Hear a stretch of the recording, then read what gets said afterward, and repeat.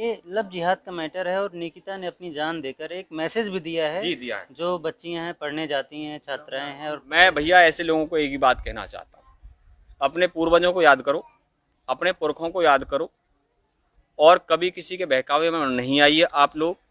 आज फेसबुक में खुद आईटी लाइन से हूँ, मास्टर डिग्री की हुई है मैंने आईटी के अंदर और टेक्निकल सपोर्ट में काम किया है, ग्लोबल प्रोसेस में वो भी।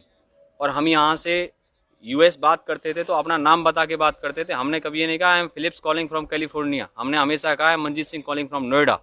वो बेशक हम यूएस के अंदर कॉल करते थे। वही मैं यहाँ कहना चाहता हूँ कि आपको कोई फेसबुक पे देखिए, वहाँ एक ऑप्शन होता है जिसमें अगर आपकी फेसबुक आईडी वहाँ उस फोन के अलावा कहीं और खोल के रखिए तो 2 सेशन आ जाते हैं। हम इसकी ट्रेनिंग भी देंगे लोगों को, वुमेन सिक्योरिटी की, तो उसमें 2 सेशन आ जाते हैं। अगर आपको दूसरा सेशन दिखता है तो आईटी एक्ट आर्टिकल 66 कहता है कि आदमी को जमानत नहीं हुई, आईटी एक्ट में एफआईआर करवा के आइए आप। पहले तो मैं भारत की बेटियों को बोलना चाहता हूँ। दूसरा मसला ये, आपको कैसे पता लगेगा नकली आईडी है या असली आईडी है?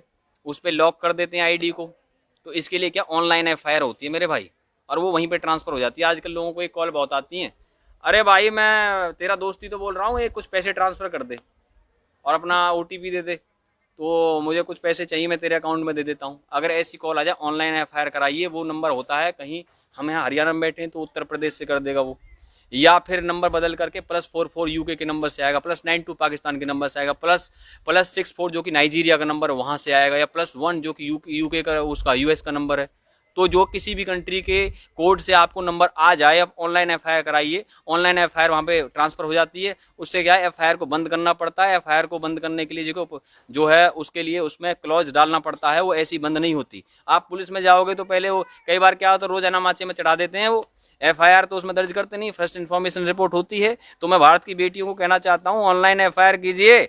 और सुनिए, इनके बहकावे मत आइए, अपने पुरखों को याद कीजिए, महाराणा प्रताप को याद कीजिए, छत्रपति शिवाजी को याद कीजिए, राम को याद कीजिए, कृष्ण को याद कीजिए, पृथ्वीराज चौहान को याद कीजिए, रानी दुर्गा को याद कीजिए, रानी लक्ष्मीबाई को याद कीजिए, भगत सिंह को याद कीजिए, चंद्रशेखर आजाद, राम प्रसाद बिस्मिल और भारत के तमाम शहीद हुए जिनके तुम वंशज हो, जिनकी संस्कृति को आगे बढ़ाने का तुम्हारे ऊपर दायित्व है और जिनकी संस्कृति को आगे बढ़ाने के लिए इस पीढ़ी की जरूरत है। तो हमने नशे के, ड्रग्स के खिलाफ भी लड़ाई लड़नी है, न्याय की लड़ाई भी लड़नी है और इस देश की पीढ़ियों को हमने बचाना है, इस देश के बच्चों को बचाना है, इस भारत राष्ट्र को महान बनाना है, इस देश की बेटियों को हमने संदेश देना है। और उनसे मैं चाहता हूं, ये सीरियल जो एकता कपूर के बालाजी टेलीफिल्म्स के सीरियल देखने के बजाय आप धार्मिक सीरियल देखिए। रामायण की सबसे ज्यादा टीआरपी थी कि नहीं थी आप मुझे बताइए।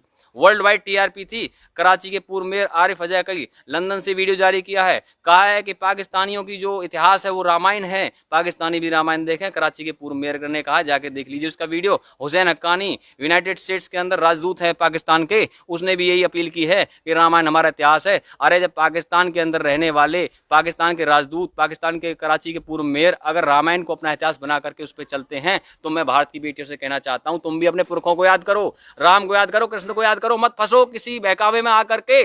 और मैं कहना चाहता हूं कि लव जिहाद का कोई भी मैटर, कोई भी मसला समझ लीजिए आपकी संस्कृति को पीछे धकेल रहा है, आपके राष्ट्र को गर्त के अंदर ले जा रहा है, आप इस देश की पीढ़ियों को खत्म करने का काम कर रहे हैं। आप एक परिवार को बर्बाद नहीं कर रहे, इस देश की पीढ़ियों को, इस देश की सनातन संस्कृति को, हिंदू संस्कृति को, इस देश की जो है हजारों करोड़ों सालों से कमाई हुई हमारे पुरखों की मेहनत को बर्बाद कर रहे हो आप लोग। इसलिए मैं इस देश की बेटियों से कहना चाहता हूं, आप लोग एसके फ्रॉम तालिबानी फिल्म देखिए और संदेश लीजिए। रोनू सिकरूवाला आपसे क्या कहना चाहता है, कंगना रनावत क्या कहना चाहती है, सुब्रमण्यम स्वामी क्या कहना चाहते हैं, इनको सुनिए, इनको देखिए, तभी आपको। मैं तो एक छोटा सा आपका भाई हूं, एक भाई होने के नाते मैं अपनी बहनों से अपील कर रहा हूं। ये मार्मिक अपील है और कहां खड़ा कर रहा हूं, ये पवित्र जगह है।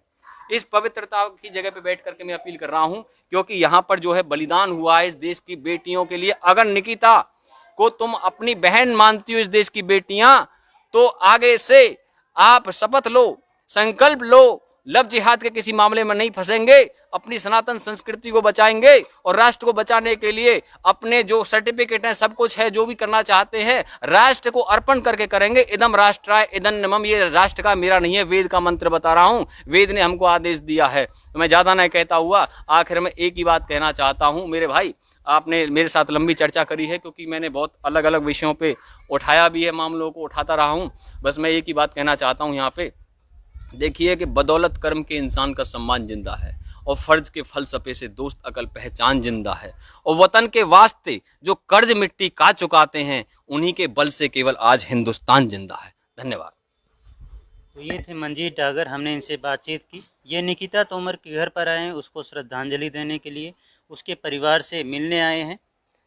हमने इनसे बातचीत की। आप लोग इस वीडियो को सोशल मीडिया पर, फेसबुक पर, व्हाट्सएप पर, ट्विटर पर, इंस्टाग्राम पर, किसी भी चैनल पर ज़्यादा से ज़्यादा शेयर कीजिए, ताकि निकिता ने जो बलिदान दिया है वो बलिदान व्यर्थ ना जाए, लोगों में जागरूकता आए, बेटियां अपने मान सम्मान, स्वाभिमान और धर्म की इसी प्रकार से रक्षा करती रहें जिस प्रकार से निकिता तोमर बहन ने किया है।